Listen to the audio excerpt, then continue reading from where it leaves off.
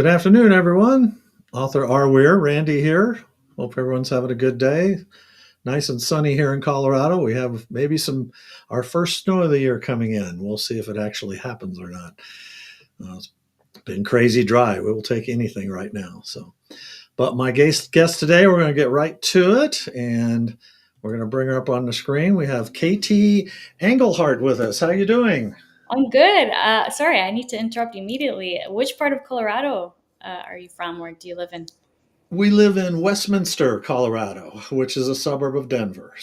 Of Denver. Okay, cool. I was just there. I was just in Golden, Colorado, and then we did some touristic stuff and stayed in Denver a couple of days. We drove from South Dakota, and I just love it. I love Colorado. It was completely stunning. Yeah, it's a great place to live when we don't have fires and stuff. Though I think it wasn't too bad. The pollution also can be kind of bad this time of year as well. But Yeah, hopefully you get some nice snow and clear the air a little bit. well, we'll have to talk about South Dakota as well because we have an event in South Dakota that we do every year in the middle of June. So if you spend a lot of time there, we may have to discuss that down the road. Whether you'd like to come and try to sell a few books. But anyway, welcome on the show. Appreciate you being here. Tell everybody a little bit about yourself, all the important things that they really need to know. Yeah, well, the important thing is the dog that just walked into my room, Nessie. That's my rescue dog. She's with me every step of the way. No, so I'm a young adult urban fantasy author.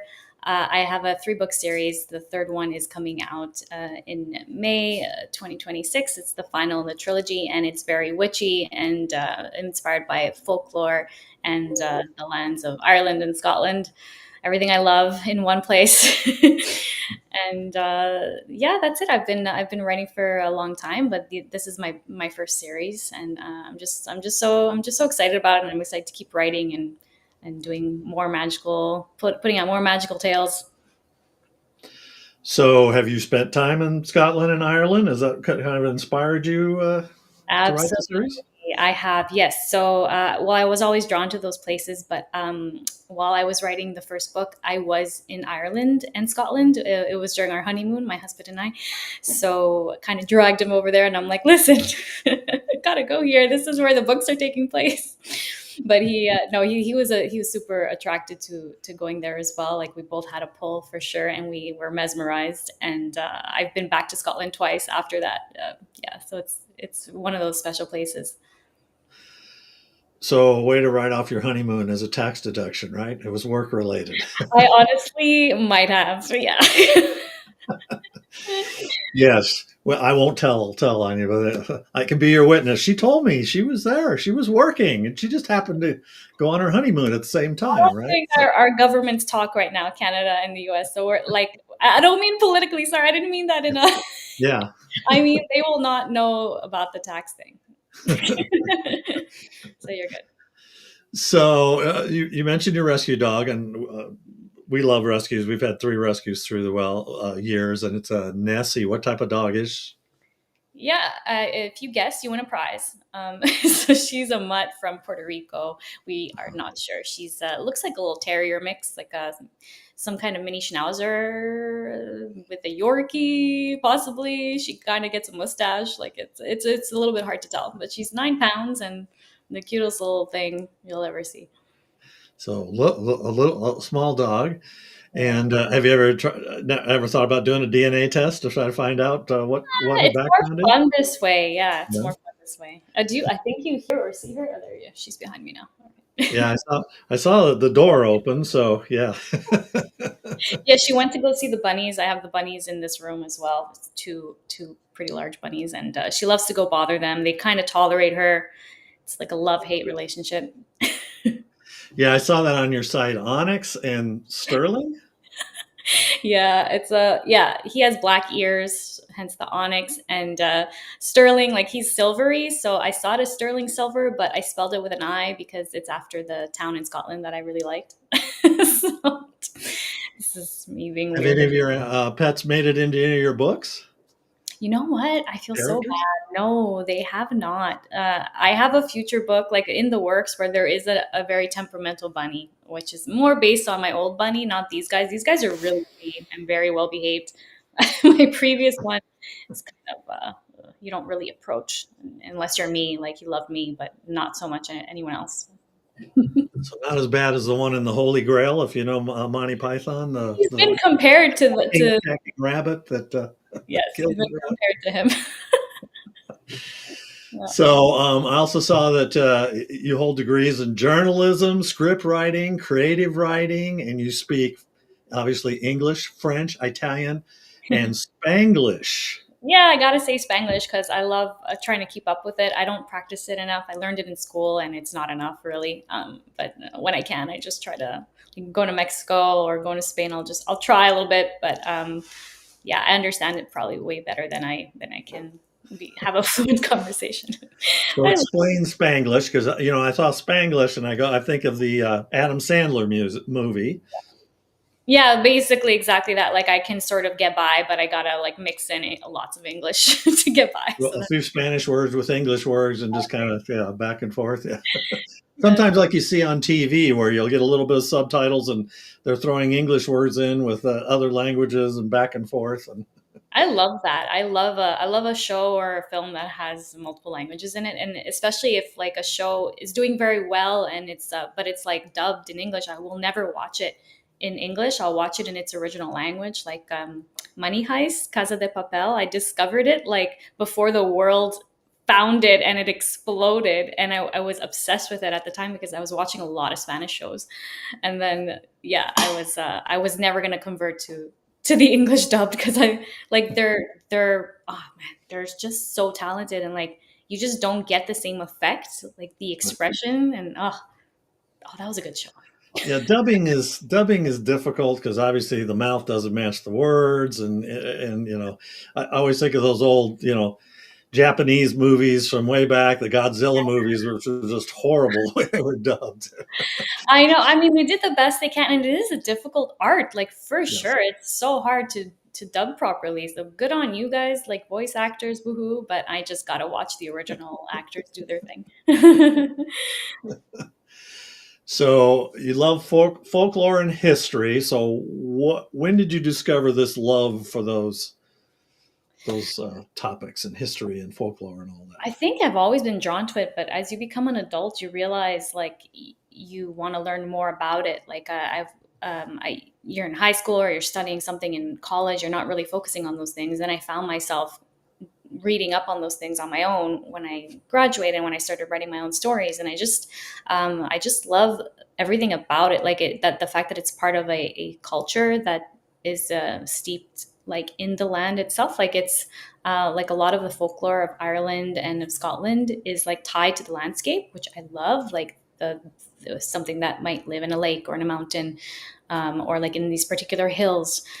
So I find that very magical, obviously. So what I loved, and then what I like about like a fantasy story or even like a science fiction story is that there's some realism in it, and I love making sense of a magic system. So I kind of went that route. Like I tried to weave in like real stories and also historical like significance behind things. Like that was just like it inspired me. It just inspired the story. It inspired the magic. It inspired characters, so it just kind of like worked out in a weird weave, and it's more fun that way than making stuff up completely, at least right now, because the next book I have in my head is probably completely made up. But yeah, that's where I was at. That's where my head was at.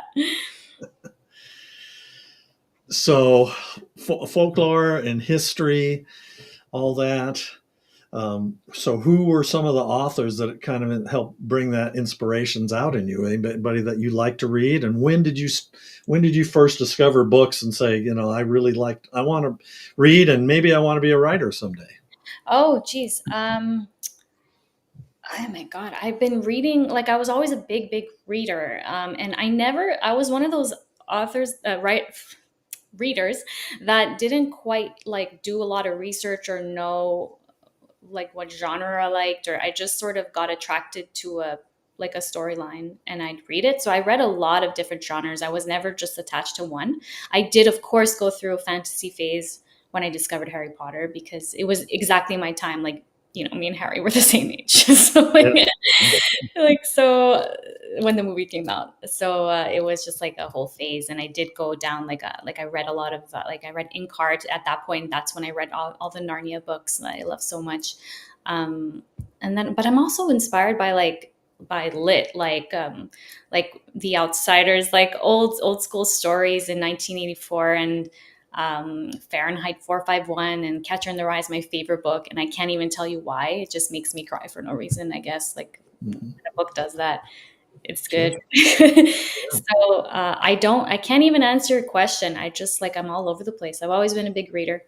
Knowing that I was going to write probably around the time I was obsessed with Harry Potter, because it was so mesmerizing to me that a world could feel that real. And I was like, I can do that. I mean, I don't know if anyone can do that, but you can certainly try. And I certainly did.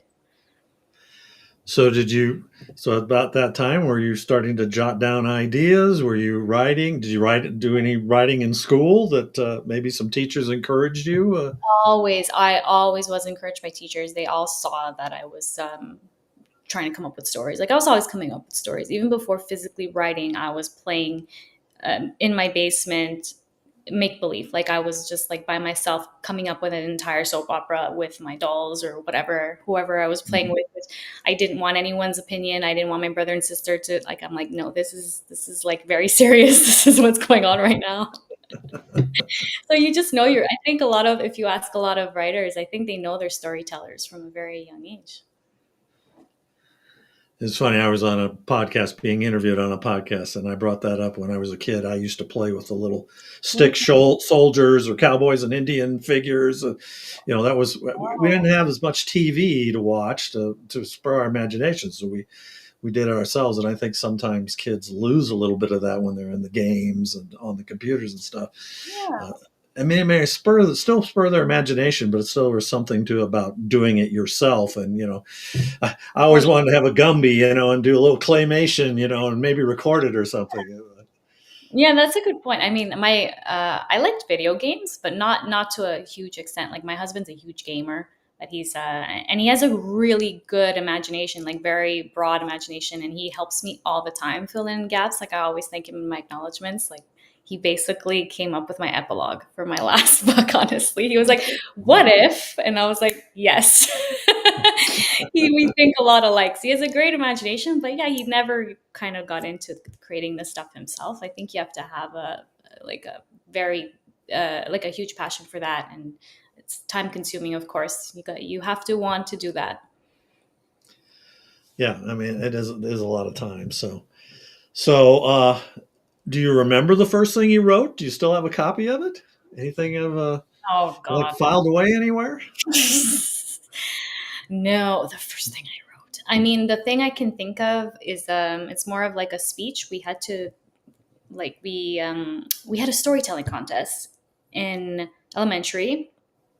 I think, in grade 4, and I wrote about the best TV show on the planet is Friends. Like, that was I was like, what, the only 8-year-old who watched Friends.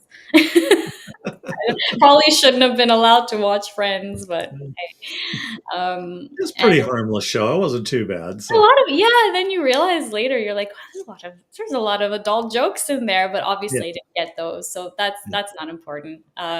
And then I was voted by the class to move on, like, to compete against this, like, the whole school, to like say the speech in front, because they said, hey, you know what, you're really funny. And I was small, shy, like, didn't like to speak in class, like, please don't call on me, like, you know and so everyone came up to me like, "Wow, like, you're funny. You can say a story. You're pretty good."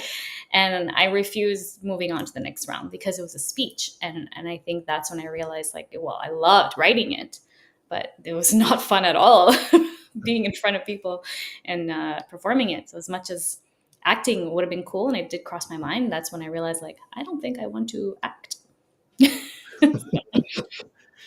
Have you ever done like book signings or something in front of people and you have to read them a chapter? Are you comfortable doing that, or is that still a little tough for I'm not a fan of reading you? from the book, or just like being in front. I mean, I've done speeches and I've done workshops, funnily enough, and I've done um, like talks, like official craft talks. And I don't think I'm in my element, I have to say, but I always get good feedback. But in your skin, you're kind of just like a little bit uncomfortable. So I definitely like being behind a laptop when no one's looking. Preference. That's my preference, but it is a privilege to do it, and I do like talking to people about it afterwards. It always does feel really satisfying. I just think people are performers, and I don't think I'm a performer. But yeah, Well, I agree with you. It's never a comfortable thing. I've had to get up and do stuff like that, and you get out of your comfort zone. I yeah. can do it, but it definitely not one of those things that I feel like you're more a natural speaker. You're a podcast I've guru. gotten better through Yeah. the years. When we used to go to author events, I was the quiet guy. My wife would come with me, and she could walk up to anybody and talk to everybody. And I've gotten better at it through the years. It took me a while because I always say, why would they want to come and talk to me, right? And I'm just, especially Yeah. some of the well-known authors, like Yeah. Lee Child's brother, Andrew Child. I talked to him at BoucherCon last year. It was really great. Reed Farrell Coleman, another big name author, and they're just regular people, Of and course. Yeah. it's fun. And one-on-one is a lot easier than when there's a big group of people. That's Totally. And no, I feel you. Like even meeting some of those big name authors, and you're just like, I don't have anything interesting to say. And then, you know, you realize you're doing the same thing. They're just like in front of people way more, you know. so okay. So tell us about your book series, though. Let's get the story. You've got two books out with a third one coming out next year. But give us a rundown on the first book in the series and what was the inspiration behind it. Yeah, so I've always been attracted to witchy stories. So my main character is especially someone who doesn't know what they are, and then they kind of come into their abilities. So I have a main character named McKenna who wakes up from her 17th birthday from a nightmare of burning at the stake. And that kind of what follows is all these weird things start to happen, and she realizes she has, oh, there it is. She realizes she has some innate abilities. She's always kind of felt quote unquote wrong or not belonging, or there's something way off about her. How come she can't relate to other people? And then never mind that it was so it was 1991 in the first book, and she has two dads, very different for the time. So she always kind of felt like an outcast. It was like other people found it, of course, kind of weird, and she's just like that was her normal, and they're the most supportive and amazing people in her life. And she never knew her mother. Supposedly a surrogate story, like they don't know who it is and all that stuff. So when she finds out that she is not quite normal, she sets out to find her birth mother. She finds out that she's alive. She goes across the ocean to the British Isles in search of her, and she discovers a lot of herself along the way. She, of course, encounters a handsome Irish man. It is not a love story, but there is a light kind of romantic subplot. But don't read it for it's not romantic. There's no heat in there. There's no whatever you call people are saying spice. It's not spicy. It's just kind of cute. And she has her counterpart, kind of a best friend that she makes along the way too, who's very different from her. Who's kind of like the bouncy, optimistic girl, and McKenna's the sarcastic, a little bit pessimistic, questioning everyone's motives kind of girl. And how old was she when she first discovered She turned 17 in the first chapter. when she decides I'm different than It's the nightmare spurs that, yes, because it felt very real. And then, of course, there's twists and turns along the way, and I can't say more than yeah, that. I don't want to give away too much. But being you said burned at the stake, so was it her that was burned or she was seeing something that I night? yeah, I can't answer that, Can't but answer that one, huh? Nope. That's okay. That's all right. yeah, I'm the inquisitive one. So yeah, yeah. so book one, and it came out in what, 2021, I think I said? 2020, yeah, that was a COVID release. Ah, that's a tough time to was a tough time releasing books. It was very tough. Yeah, it was tough. I wouldn't do it again, but hey, So it then book two. Yeah, this is the twin flame. So the adventure continues. She learns more about magic and what she's capable of. It's kind of her like magical education book. Uh, and what else? Yeah, I don't want to say too much. I guess I'll say that the book one ends on a cliffhanger. So if you're not a fan of those, no one is. You Yeah. can jump right into the second. It's out. It's out. They're both on Kindle Unlimited, so you can go grab it. And yeah, I think this one has way more magic. The stakes are higher, and with each book, that's what happens. The third one as well. Like I'm closing everything. Like everything's concluding, and everything kind of just like bubbles to the surface, and it's yeah. Oh, sorry, you didn't get to the third one yet. I'm sorry, but yes. So, how much time has taken place? But you said book one started in 91, you said? So, is there Yeah, a time it's very period?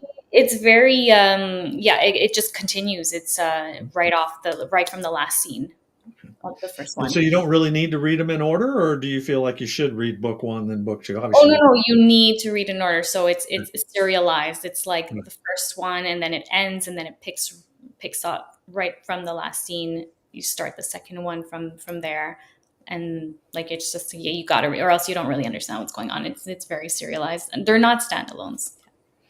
So, I should have asked you this about the first book. How long did it take you to write that first book?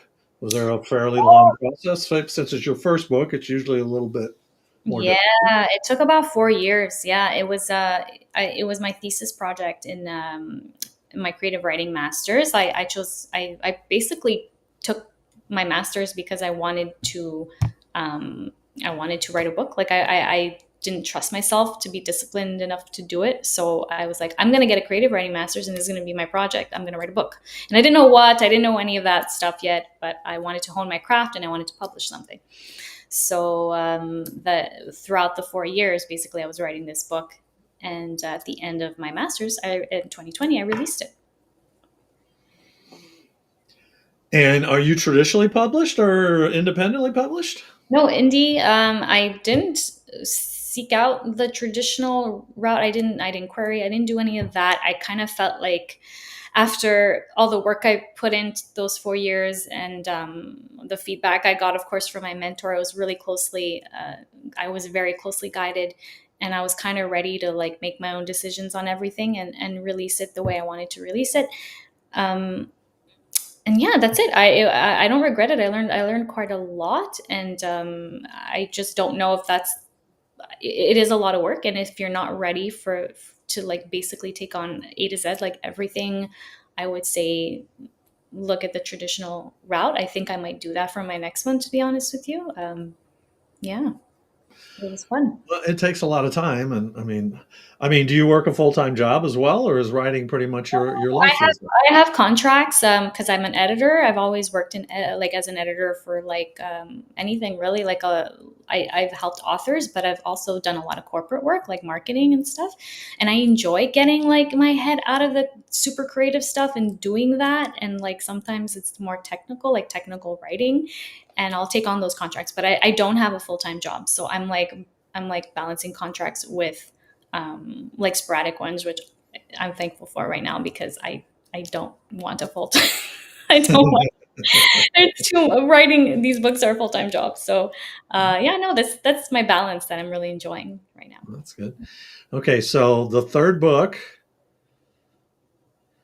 and this will end the series. It sounded like correct. Oh my god, it's so nice. Sorry, I'm just like looking at it. This cover was quite something. We went back and forth way more than we did the other two. It was a little bit harder to get down because of all the elements in it.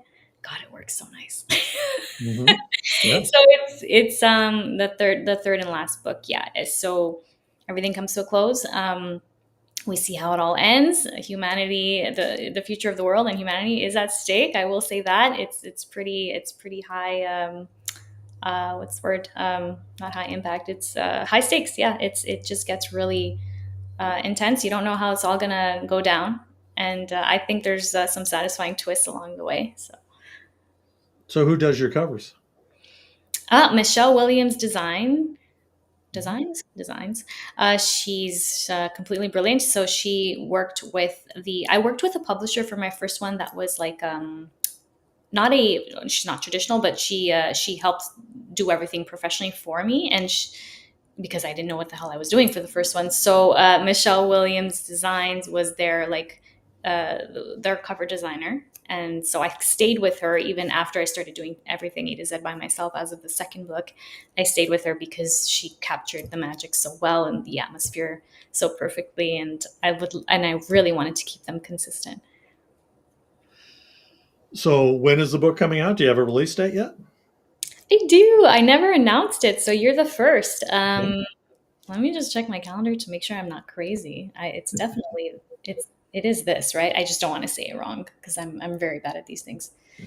Yeah, so May 14, 2026. 2026, May 14th. So a little while. So is it done? Is it completed? Have you? So it's completed. I am just finalizing the advanced copy. You can sign up right now, actually, to get an advanced copy, and I'll send it to you likely by the end of this month. I'm working hard on it, just like little fine tunings here and there and the formatting. And yeah, it's going to be ready to go. So there's going to be a very long pre-release where you'll have a chance to read it. If you haven't read the others, let me know because I am sending out copies if you'd like to watch. See, it's a movie in my head. If you'd like to read the first two to catch up. So, and they're on Kindle Unlimited, even better. If you can go read them there. And this way you can be one of my advanced readers for the third book. So how did it feel wrapping up the series? Obviously, it's been a 5-year journey. Well, actually, well, you said 4 years. It was almost 9 years It's been putting it 9 all years. together. That was quick math. It took me a while to, yeah. Yeah. It's so how did it feel? I actually have a picture of me on my phone. I don't think I did. I post it. I might have even posted it. I'm usually not like that, but I have tears in my eyes from when I wrote the last sentence and I was satisfied with the very last chapter. And I was like, wow, that's it. Like I'm saying bye to my characters. Of course, then you're rewriting and revising like a million times after that. But in that moment, I was done with my story, and it really affected me. I'm like very sad about not writing in that voice anymore, or talking to Nissa, the very bubbly counterpart. She's like such a lovely energy. It's so real to me, and her really adorable dads. I love them so much. I love and I switch perspectives sometimes. It's not all the time. And I really love writing in the perspective of her like Dubliner father. And I'm just gonna miss it a lot. I think a lot of authors would relate for sure, saying like after a whole series, like what now? How am I supposed to? Am I supposed to just change POV? Yeah. It is it can be that way when you wrap up a series. That's why I wanted to ask the question. So, Yeah. are any of these characters potential spin-offs of anything else they're working on or thinking about? So the thing I have in mind for is as a standalone. It's completely different. It's going to be like a YA dark fantasy. So not these characters, but there is potential for spin-off. If I miss them very very much in a couple years, I may spin them off if that's correct to say. So there's potential. And when you say young adult urban fantasy, but obviously it appeals to adults as well. I'm assuming if you like those type of that type of genre of books, I'm assuming. Yeah, I get so many different age groups. A lot of them I think are like 40 plus, to be honest with you. They just love reading in a younger mindset. And I'm like that. I love reading in like or watching like a teen show. It just brings some sort of weird nostalgia. And it's cozy. I try to keep it fun and light, so it's an easy breezy read. Well, and I get people when I do events, they'll come up and ask what genre they like, and I'll hear fantasy. They like fantasy stuff, and you're right. You get a big wide age range, just like you do with most genres. There could be a lot of differences. So, are you a dedicated writer when you're writing? Are you one of those that writes every day? You sit down and say, "I got to do 1,000 words today at least." How does that work for you? Oh man, I want to be. I want to be. So what I do is I procrastinate, and then I say, "Oh my god, I'm so behind." And then I get out the calendar and my calculator, and then I say, "Okay, I need to be done the draft by this date," and I'll write it down, and then I'll make sure I get that draft done by that day. And I don't count words or pages. It's more about the story being complete, because my first drafts are really rough. They're really, they're pretty much like extended outlines. So I'm happy with 30,000 words. I'm like, wow, there you go. There's a draft. And then every draft gets extended. So that's how I go, like deadline per draft. And when I do that and I'm very serious about my deadline, I will write every day, because I'm like very scared of falling behind. And I'll be like, no, I need to have 6 pages done per day, for instance, or whatever. So you mentioned your first draft's kind of an extended outline. Do you consider that you consider yourself being an outline type of author, or are you really, that first outline is really kind of by the seat of your pants? How does that work? Are you a painter or an outliner, as they say? Yeah, well, I'm both, because I'm a bit of both. So, and I'll tell people in my workshops, outline the hell out of your, just outline everything, structure like this. And then I'll go home and I'll be like, this is the roughest outline of life, and it's like in a notepad in my phone, and that's about it. And then I start writing, and Right. that's really what works for me. But I'll always tell people who don't really have a lot of experience, or they find writing a book daunting, to hit their plot points and extend those plot points, and then write chapter ideas, and then like make that a nice extended outline. Like you can absolutely write a book if you follow that structure. There's no disputing it. But I guess I trust myself now. I know what I'm like. I know how I write. So I'll do like a little rough one, and then I'll kind of follow along. And as long as I know the key plot points and like the twists, and I like to know how it ends. So do you think your writing has evolved and changed a lot through the years, especially from the early days? And and and how so? Obviously, we hope we get better. We hope. We hope. I don't Yeah. know. I don't know. Yeah, it does. It changes. Like the first one is way more sparse when it comes to uh, description. I think like it's not heavy at all.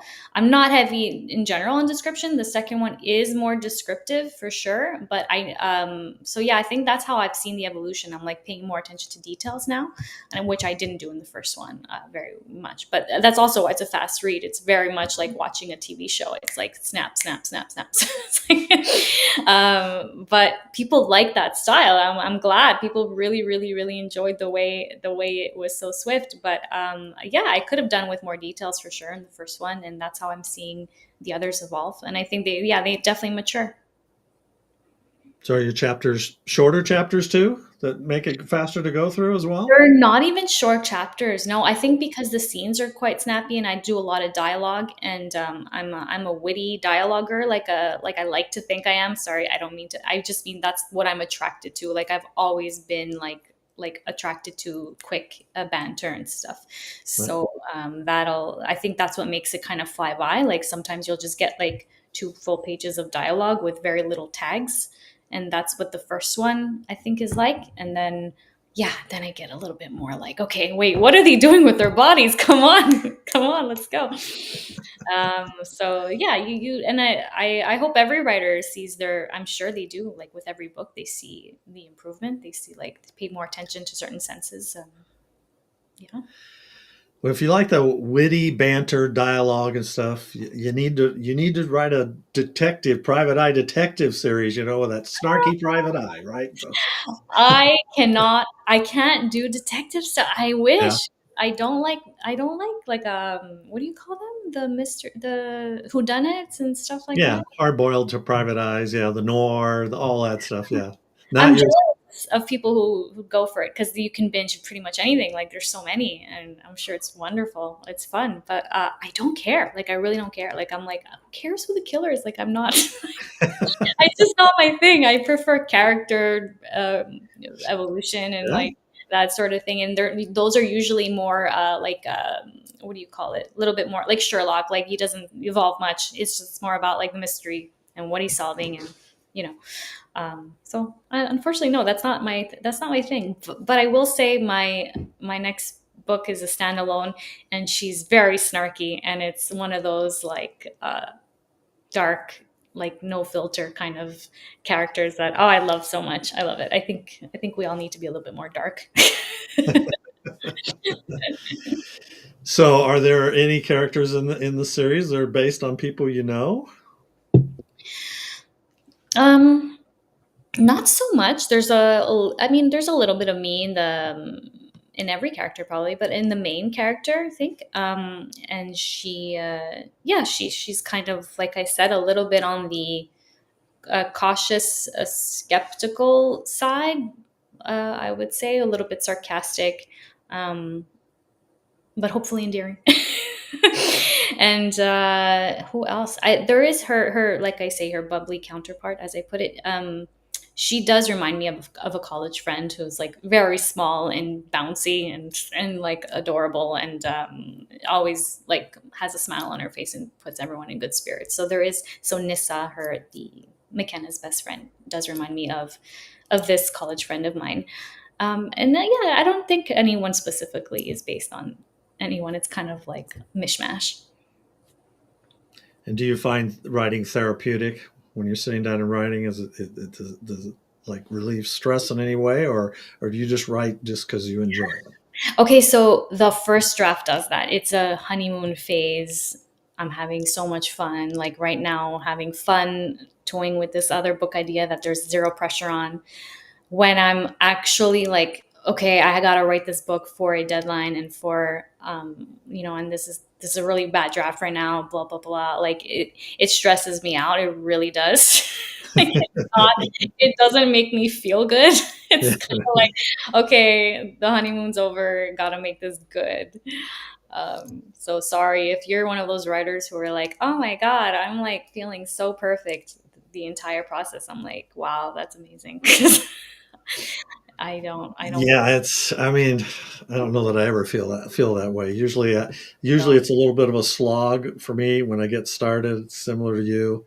Yeah. Get a third, sometimes maybe halfway through, and I might even stop for a little bit, and then it's just like boom. The Power the through. the second half of the book usually comes out of me really quick for whatever reason. It's Oh, okay, interesting. boom. Yeah, that's just. I'm very much a streak writer, so all the time I've always been like that. I can do, you know, get lazy, and then all of a sudden it's just like, okay, yep, the end is in Yeah, sight. We're going, and bang, and it just all comes out. it's so Hopefully, it comes out true. good, but I'm sure. Oh my gosh, I'm sure. Look at all those books behind you there. well, there's a few there that are not mine, but I have a lot of big books. My books are 100 can be 140,000 words. So Wow, I yeah, struggle to reach, 75. Yeah, this is my longest book. The third one's like 85, something like that, 87, and that for me is a lot. Like I don't think very. I'm not an overwriter, so yeah. crazy. So you've got this book that the darker book that you're talking about. Is there something else that you haven't written yet that you want to write or have been thinking about down the road? Maybe something totally different genre.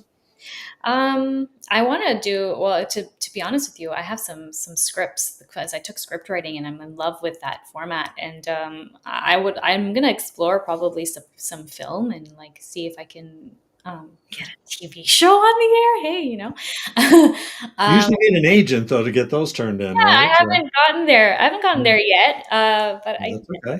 we'll see. We'll see because that has always been a long term dream of mine. But I kind of focused on this like books and novel writing, so I didn't like put any attention to like getting the agent and getting looking at all those things for. But yeah, that is something I know I will do one down the road. In terms of novels, I do see myself writing nonfiction eventually. I think it would be like a fun thing to explore. Like I'm into a lot of mindset stuff and spirituality and stuff like that. So I don't know. I could see myself even creating an oracle card deck. I think that would be like very me, like something inspiring, maybe to help creatives or you know. Yeah, I don't know. But this next one, I'm just really excited. I can't think too forward. Like I'm really excited about this standalone that's completely like different and actually, you know what? We were talking about South Dakota. Mhm. So, and I get really inspired by landscapes. So I saw the Badlands. Have you seen the Badlands? Not in person. Seen plenty of pictures of it. We have not made it. It's so far from Deadwood where we go every year, so it's a pretty long drive. But so we've Oh, not made forget it. Deadwood. Yeah. Skip Deadwood. Go to the Badlands. It is it's out of this world. It really does feel like you've just been like transported on another planet. I don't know what it is. Like it's insane. I can't believe that's a landscape. Like it's crazy. So that was like an immediate inspiration for a setting. And that's all. I guess that's all I'll say. But yeah, the South Dakota is so gorgeous. We were just yeah. I don't know if you wanted to talk about that. You were saying let's talk about South Dakota. Well, South Dakota, there's an event that's held every year. It's held in Deadwood, South Dakota, but we do. But this will be the ninth year they've done it, and a lot of different genre authors go there. So maybe Well, I'll send you the information about it and see if you maybe be interested in going. It's usually held in the middle of June. oh, June, okay, because I mean, I was there for the Festival of Books in September, and it was held in Spearfish. Right, and Spearfish is just up the road, and that's where we have an RV. We always do a family vacation when we're there, and we stay. There's a really nice campground right there, right up the road from Deadwood and Spearfish. That's really nice. But That's so. yeah, and we go to Deadwood just because there's a lot of stuff to see in It's so South fun. Dakota. I'm totally kidding. It's a really fun place. Like, what a great place to go on vacation. Like all around there is. I wish I had an RV. Sounds so fun. Well, and the authors always do an anthology every year, and the anthology, bunch of short stories in there. I had one in last year. They had two anthologies. Got so many, but it just has to take place in Deadwood sometime in history, and Yeah, there's always some fun stories that get written and stuff. So, but for sure. I'll send you the information on it, and something maybe you'd be interested in doing. It's run by Ginger Ring and Linda Ray Sandy, and they do a great job. It's a lot of fun. They have some workshops and there's a little bit of Yeah. learning stuff as well, and author get-togethers and all that. So Oh, please do send that over. yeah. So I always ask everyone, and we got about 20 minutes. I know we need to wrap up before the hour, but the title of the show is Bringing Life to Characters. I always ask everybody, the authors I have on the show, what is it that you do to get your characters to jump off the page, make them lifelike? Any secret sauce that you use when you're creating those characters? Oh boy, that is a big question. So what do I Send study materials beforehand. Make sure you got an answer for this one. Right? know? I know. You would think I was. I'm so studious. You would think I had this down. So to make them jump off the page, well, I don't want to. I don't want to like. So this my thing is dialogue. Like I said, like it's. I really hear people speak. More than their movements. I know a lot of people, like authors, like to focus on their movements or maybe how they look and what they're wearing. I really don't place importance as much importance on that. I kind of just like I mean I describe of course, but I'm not constantly reminding you that she has red hair or that he has green eyes. Like I'm not always doing that or so for me it's the way they speak. I try to retain like the same phrases or like funny things that they say or like Nissa always says hella because it's like the 91 and like it's an 80s phrase or whatever like so just I think really I would say if you're a writer and if you can imagine how they're speaking try to attach like certain ways like certain phrases and to what they're saying like I love that that's what makes them jump off the page for me. So when you do the dialogue, do you just do a lot of dialogue all at once, and then you kind of fill in some gaps in between the Yeah. words? Or- Exactly. I'll let it flow so that it doesn't feel like yeah, it was like so it's natural and then I can add in my tags and my description after. It's more about being in the moment and jumping back and forth. And then of course I will still go back and like one of them is quite refined because he has like an old weird traditional way of speaking because he's like not exactly human anyway. So and sometimes I'll catch myself and I'll be like, "Oh, well, I mean, he doesn't even use contractions. I slipped there, like just gotta fix that." So I think voice is important. So I would say that. Yeah. So do you have any advice for people who want to be an author? Um right. Write and Right, read. right, right. Huh? Yeah, write and read. And sometimes it's intimidating to read your own genre. So you and I just want to I don't know if people suggest that you do, but I say don't. I say read all kinds of other stuff. There's no telling where you'll kind of draw inspiration from. I don't really read like YA, especially urban fantasy, while I'm writing this. Like I'll read like everything else, and I have a lot of research that it entails. So I'm always like reading nonfiction stuff, and I'm always like honing my like just making sure I'm accurate with the witches that I mentioned in history and things like that. So I would just say read and don't worry about what you're reading and don't let anyone judge what you're reading while you're writing, and stick to a routine. And if it's not every day, that's fine, but absolutely stick to a routine because yeah, it's so easy to just like come back to it. Like before you know it, it's 2 months later and you're like, oh no. So Are you part of any critique groups or of beta readers? I know you said your husband helps you with some stuff, but oh, he's more of a converse, like, oh, I'm stuck. Help me with like he's a verb, like he's not yeah. really a critique partner. He likes everything. He wouldn't be the best critique partner. He's just more like he'll like get a good idea sometimes, and I'll be like, yes. But I have beta readers, absolutely. But that's not so much, not a huge like number of them. I don't really believe in like too much like too much feedback. So I would say get like 4 5 max readers that you really trust, and that like your style, and have them critique you. And of course get an editor. Oh my gosh, get an editor and get it for every stage, like your developmental editing, your copy, and proofreading. Yeah, that's always very important. So, do you have any marketing tips? Oh, well, yeah, actually.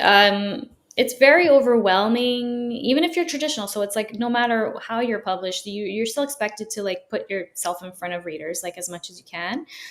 So try to build your newsletter, like your mailing list. It's actually very important to be more. It's more important to be one on one than it is to be like all over all the socials that exist. So I would say go find a way to build your mailing list. So get some kind of reader magnet or something that people want, and collect emails that way. And look into BookFunnel. It's the best. It's going to be your best friend. And then I would say choose like one social that you really don't mind doing or enjoy, and you don't have to be on all of them. Like you don't have to be on the Twitter, on the Threads, the Instagram, on the Facebook. Like I post on Facebook when it feels appropriate, and I post on Instagram when it feels appropriate, and I post on Substack now because I really enjoy it. What I'm not doing and I'm not taking my own advice on, is like really doing one platform very well. I am not there mentally yet because I kind of started all over the place and I feel trapped. So what I would say is to you is, yeah, choose a social you really enjoy. Just do that one really well. So and don't worry so much about spreading yourself thin. Well, and I mean, social media can overtake you sometimes if you try to do too many things. So, Very easily. especially with all the political stuff, and then trying to get through all of that as well, it seems to take over everything these days. So, Half I the mean, time I hope. obviously for good reason in some cases because there's some crazy stuff going on, but still, as an author, you're trying to promote yourself, not get into a philosophical dialogue about politics. Oh, people do. That is the worst part, and I try to avoid a lot of that too because it's not that it's not important, obviously, and I'm very interested. That's the worst part. I'm just like I'm very energy sensitive. I get really tired. Like if I read everyone's opinion all the time, I'm exhausted. It's as if you just yelled at me. Like I can't stay on and read all that stuff all the time. It's way too much. So could be dangerous. Yeah, if you're lingering on there and you just get caught in a little spiral and you're just like, wait, now I'm on Reddit. What's going on? No. So I saw you've won a few awards or had a few on your books. Is that correct? Yeah, I got first prize on a paranormal fiction award, Chanticleer's Paranormal Fiction Award. I borrowed this from your website. So Oh, that's a nice little screen grab. yeah, this Windows, you can pretty much make a copy of anything. Sometimes it doesn't come out; it's a little blurry, but this one actually came out pretty good. So yeah, there's your paranormal. I miss Windows. I just want to say I switched to Mac and I regret it, highly regret it. That's interesting. That we would have that conversation one day too, because usually a lot of people go to Mac because oh, it's so much simpler and easier and everything. But No, I'm too stubborn for that. I shouldn't have switched. Anyway, so Book Life. Oh, sorry, I'm like reading it as if I've never seen yeah, it. So, yeah, so Publishers Weekly. Yes, I was an editor's pick, and I got a raving review from Publishers Weekly. Their Book Life division is where they review independent books. So that was like the biggest honor I could probably think of. And what's this? Oh, my Lit Pick award. Yeah, so that yep. I got a 5-star Lit Pick award. Yeah, very. I'm really seriously. I can't complain. Like very honored. All three. Yes, it's always nice to be recognized. So, do you have any events scheduled for the future? You're going to be doing planning some things for the book release coming out. Definitely. I have not figured out what I'm doing for my launch, but I will be booking some signings in the bookstores around me, some Indigos around me. Indigo is like, it's like our Barnes and Noble, basically. It's like the big Canadian chain. And yeah, so just sort of those things. And then hopefully another festival. It was so much fun doing the book festival. Shall see. I'm just like very open. Yeah. Yeah, the Festival of Books in South Dakota, I think it moves, doesn't it? Some years it's in September and some years it's like October, November or something like that, I think. I don't know. I've only done I've only This is been the first year? Yeah.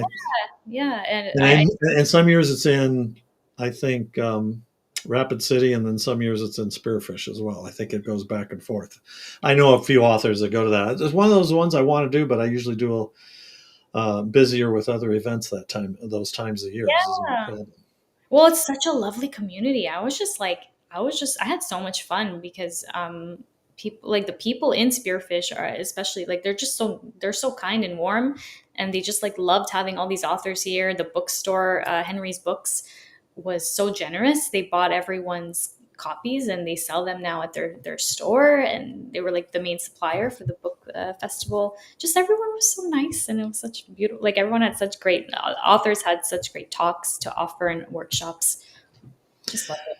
It's a kinder, gentler Sturgis rally with authors, right? At Yeah. Spearfish. Just down Sturgis is just down the road from Spearfish. So Okay. It was very kind and gentle, yes. okay, so we're just about at the hour, so we will throw up your website. Where can people? That's at the best place for people to find you. Yeah, I mean, and you can, of course, order my books anywhere you get your books online. If you do prefer Barnes and Noble, you can get them there. Indigo if you're in Canada, or Amazon. I like to direct people there. And I know we got a, big chain and some boycott and blah blah blah, but it does help an author's listing. It really does. So if you want to buy on Amazon, please go right ahead. Yeah, don't boycott authors on Amazon. It's It doesn't. It really we hurts. don't get that much. I mean, Amazon takes a good chunk as it is. I wish they wouldn't take as much as they did, but boycott some of the other vendors and stuff. But authors, we don't get that much from them a lot of times, Yeah. especially Kindle Unlimited. I mean, you know how much you get from Kindle Unlimited, and it's like, Yes. Because it's a series, it's offered there right now. I want people to catch up on the first two books, but I don't know if it'll be there forever. Honestly, yeah, it's a weird situation. But it is a good place for people to discover your series, and it's been going great. And I hope you guys go ahead and pick it up too.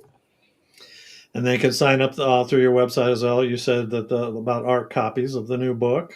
Yes, you There was a can. little button there I saw. Thank you. Yes, for pointing that out. You can sign up for my ARC advanced reader copy on ktanglehart.com. Where else? Yes, and you can follow me at kt_Anglehart on Instagram. And I think I gave you a Substack as well. You can find me on Substack. I post some hopefully insightful things sometimes, once in a while, when my brain's not broken. And do you do a newsletter? I do sometimes through Substack and sometimes through my like my other channel thingy, my like whatever email platform I use. I just switched, so I can't even remember the name of it. But yes, you can sign up on my website.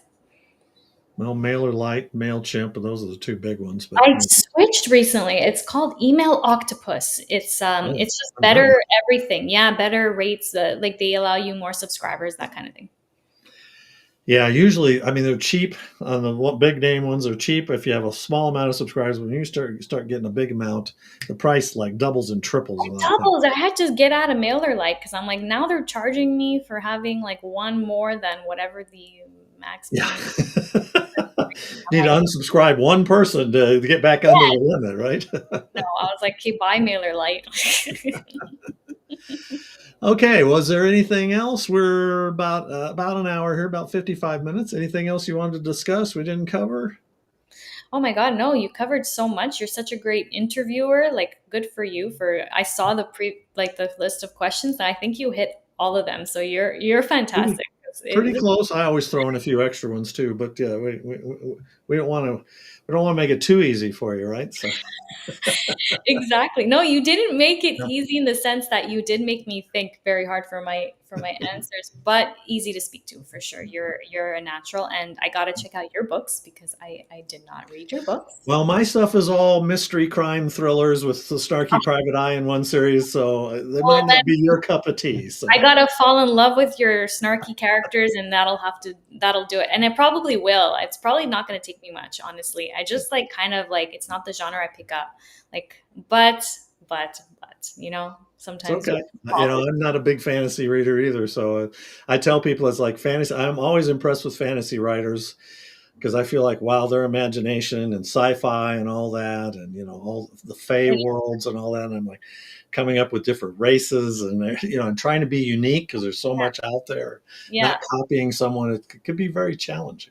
I think all the genres are fun. Thank you for saying that. It is challenging for sure, and it's not even high fantasy what I'm doing. For those who are doing like a completely different world, I toy with that a little bit more in the third one. It's definitely more fantastical, but some people really go high fantasy, and it's fascinating. It's amazing, and what you do, I don't even think I'd be able to come up with a mystery, to be honest. Like a detective, like that's a lot of thought and a lot of premeditated like clues and all those things you got to think of.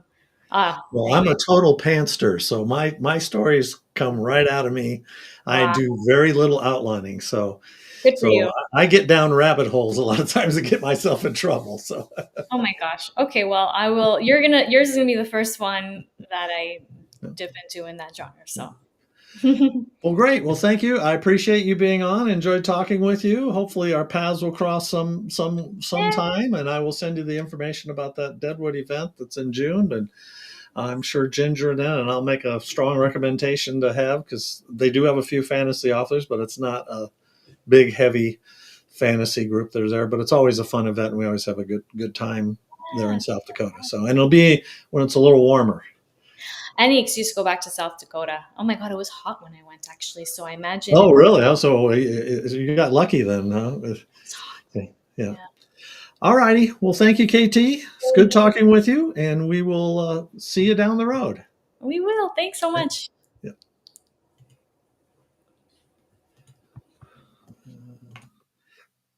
All right. Thanks, everyone. Appreciate you watching. I don't have another show till December 8th. It's going to be Kay Sparling is going to be on. So we'll have her on, but December 8th, we're going to take a little break with the holidays coming up. So hopefully you'll check us out. But thanks again, and we will see you in a few weeks.